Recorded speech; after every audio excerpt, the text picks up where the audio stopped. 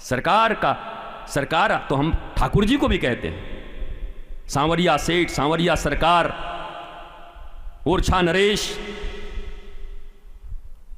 हमारे ठाकुर जी सरकार हैं, बड़े सरकार। तो इस सरकार के प्रति आपकी ऐसी भावना है तो बड़े सरकार के प्रति भी कैसी होगी ये समझ आ रहा है।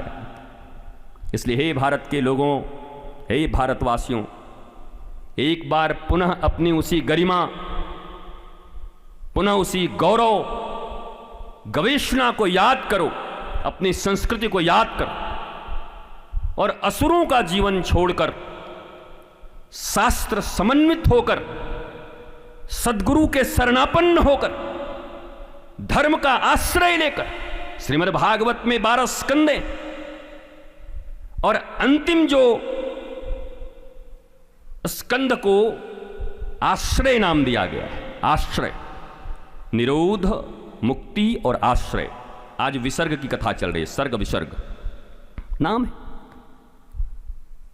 अर्थात ईश्वर का आश्रय ही श्रीमद् भागवत का मूल फल होगा।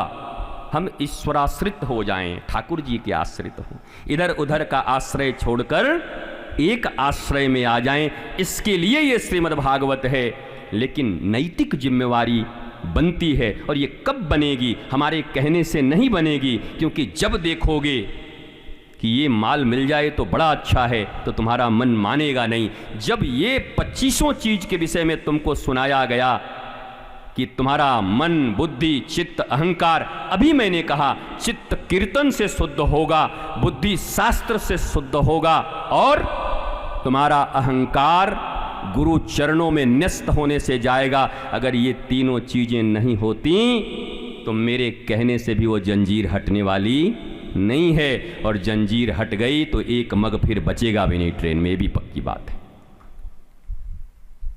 जंजीर हटाने से क्या होगा? तुम छोड़ोगे नहीं। जब तक भागवत के शरणापन्न होकर, ज्ञान को ही संपूर्ण मानकर, इन वृत्तियों से ऊपर, तुम इनसे बहुत ऊपर हो, इनसे बहुत उच्च हो, तुम्हारे पास वो संपत्ति है, वो समृद्धि है।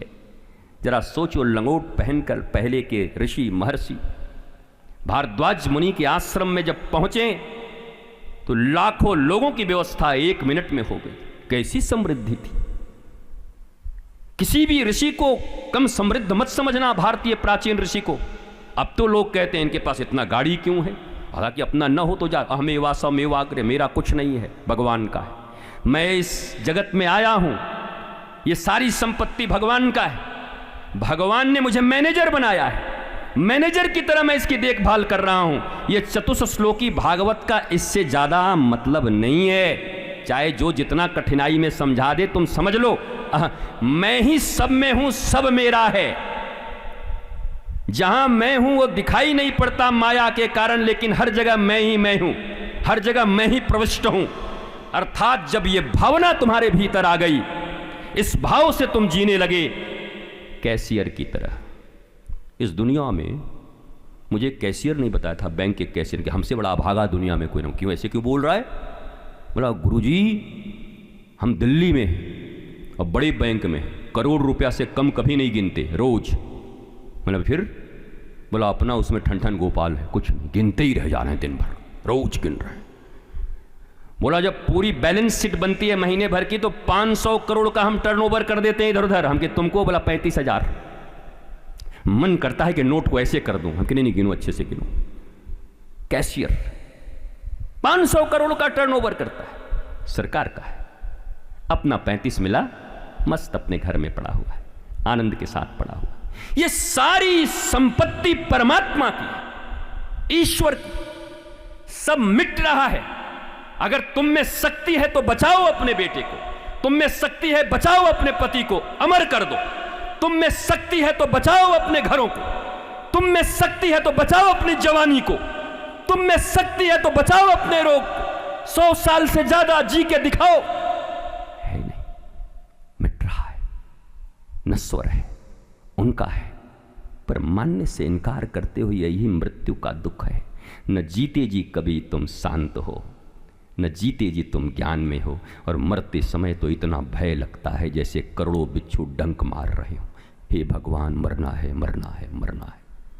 शाश्वत ज्ञान अगर तुम्हारे भीतर प्रादुर्भाव हो जाए इन शास्त्रों के द्वारा, तो बेटे भी यही रहेंगे, बेटियां भी यही रहेंगी, तुम्हारी गाड़ियां भी है। हमने जब से अपनी गाड़ी खरीदी तब से हम दुखी हो गए। ये कौन ने हमको बतायो गाड़ी खरीदवे को, वाको मैं ढूंढ रहा हूं, और मिले तो वाय बताऊं मैं पहले।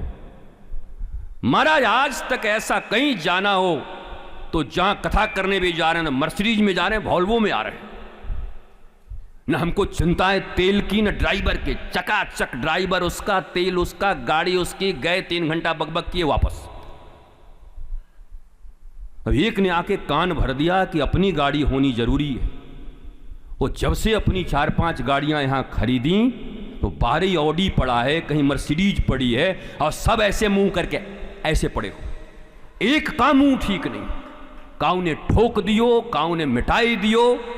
वो तो हम हैं कि हमको कोई चिंता ही नहीं, मेरा जहां पड़े वो पड़े रहो।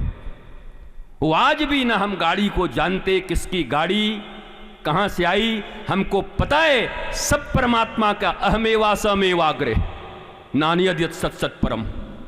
भैया उनका है, जो मिल रहा है उसका सदुपयोग करो, जाओ देश के लिए जियो, अपने आनंद के लिए जियो, समाज के लिए, और देश उसके लिए ज्यादा मत जियो, पहले अपने लिए जियो। देश का जीने का इतना ज़्यादा ये हो गया कि देश के लिए जियो, देश के लिए जियो, देश एकदम कंगाल हो गया देश के लिए जीते जीते।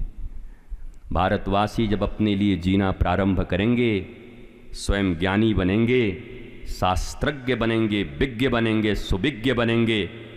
एक एक भारतीय अगर अपनी संस्कृति को अपनाकर जीना प्रारंभ कर दे तो मैं फिर से कहता हूं, ये देश 1 मिनट के अंदर में विश्व गुरु घोषित कर दिया जाएगा, सारी दुनिया विश्व गुरु मान ली जाएगी। पर सब देश ही बनाने में लगे हुए, जिनको देखो।